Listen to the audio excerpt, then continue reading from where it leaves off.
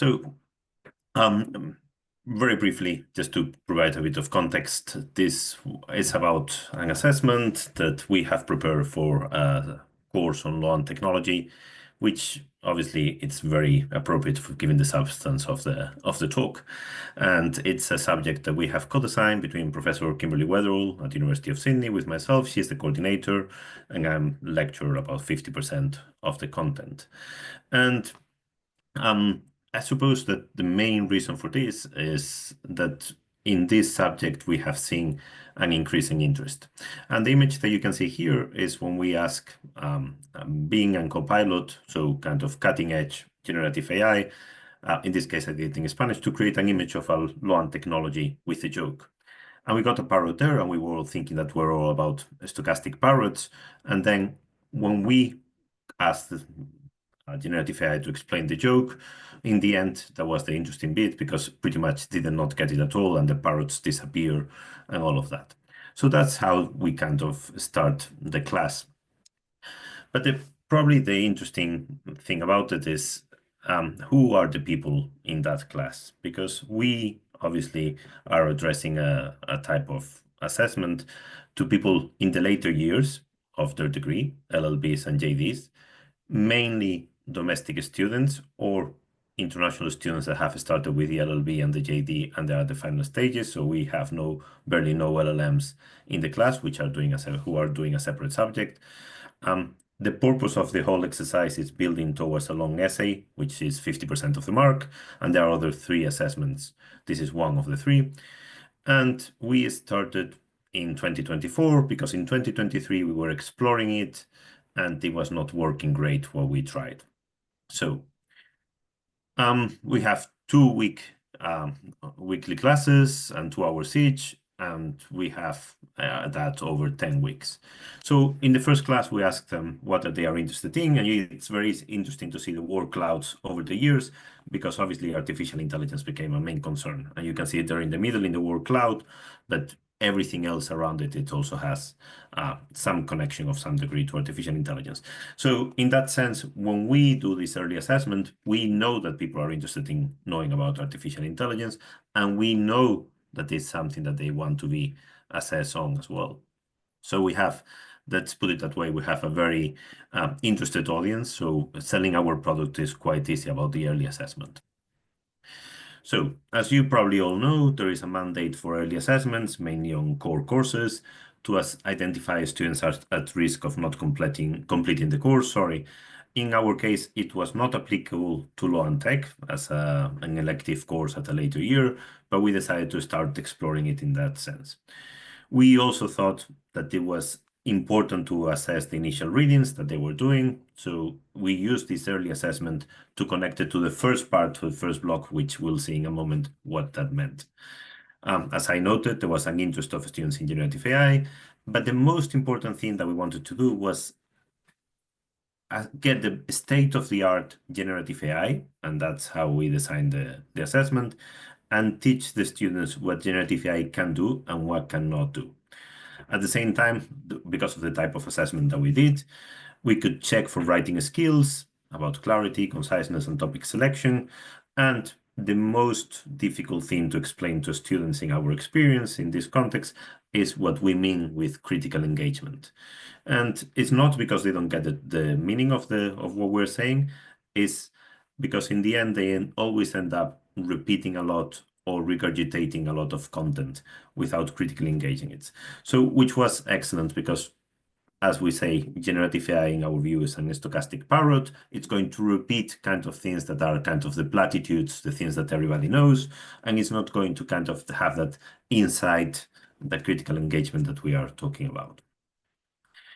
And that intuition was confirmed. Armin presented before in his paper that has been published, when was it? 2 days ago, I think. And they did that generative AI performed below the student's average in questions that require detailed legal and critical analysis, but it performed better than students in open-ended questions and essay writing tasks.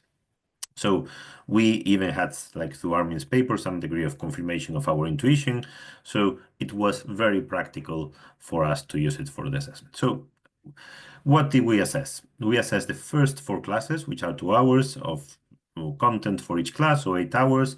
And we did at the same time, we sent it home in week 3 at the beginning of week 3. So you can see introduction to regulatory theory, a bit of the method of law and technology, technology as a regulated object, and technology as a regulated of behavior. So what was the assignment about? The assignment we did pretty much in real time, and we generated a website. So to create the appearance of something that they could come across. And we generated through the prompts this text that you'll see. And we asked them to produce 2 comments of 200 words each on topics that they have seen in the readings, in the theory about regulatory theory, about law and technology, and all of that, and assess the text that they would see. And the main point that we were trying to convey here is that whatever AI generated was not necessarily wrong, but the problem is if they were right, if it was something insightful, if it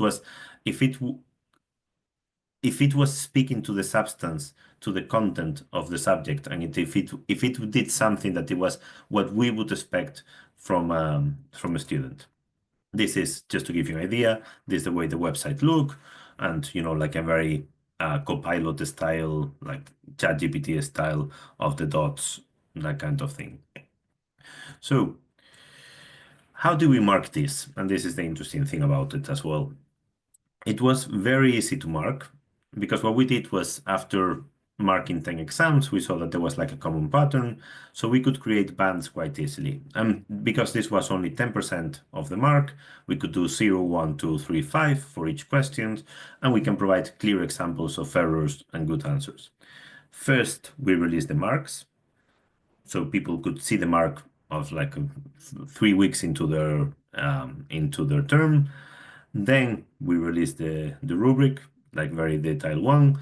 And then we requested the students to consider what we wrote there and understand why they got the mark. So it was a reflective exercise. And we did that first to give them time, because obviously you get a mark and at that moment in time, students are not getting marks, so they get very concerned about this concrete one. And then we had time to do a class explanation about what were the typical mistakes, what were the good things about it, when people got better marks, what they did, when people got worse marks, the kind of common failures. But the most important thing in this part of the process was that we had to explain to them that it was about analyzing the text itself. It was not what the text did not say. It was not what the text did not cover. It was what does the text say that you can critique. So it was, in that sense, a very good way of explaining what critical engagement meant. To give you an idea, I marked 62 exams, if I remember correctly. It took me about 3-4 minutes for exam once I got into after the first 10 ones. So the whole marking of 60 students took me less than 5 hours and generating the rubric for the whole thing. So it was an extremely efficient process. So what do we learn from that? That it was excellent to explain what is critical analysis and what engagement with a text means. For the best students, it was an excellent way to understand the limitations of AI, how it repeats, how it creates like a kind of a formulaic reply, even if it sounds convincing, is not insightful. In general as well, we found that the mark that they got the bands, it was a good indicator of final performance.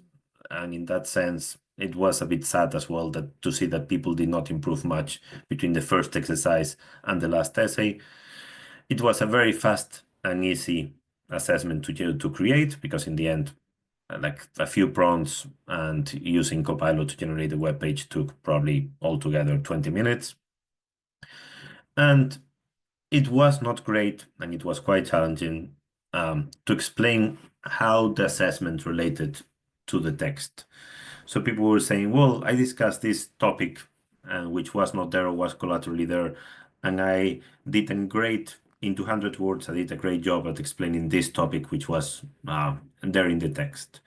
So for those who did not get the purpose of the critical engagement with the text, it was very difficult to convince them that that was what they were meant to do. And kind of as a consequence, it was not so great as a learning tool for those who did not understand at all what we meant with critical engagement. And regretfully, even if we gave them some kind of um, attention to their queries, even that translated that in the following exercises, they did not do great either. We can see it now with the final marks and results. And I am amazingly quite fast and for once within time. So just happy to do, comment, talk, discuss, and please feel free to email me because obviously early assessments may become a concern for all of us. So I'm going to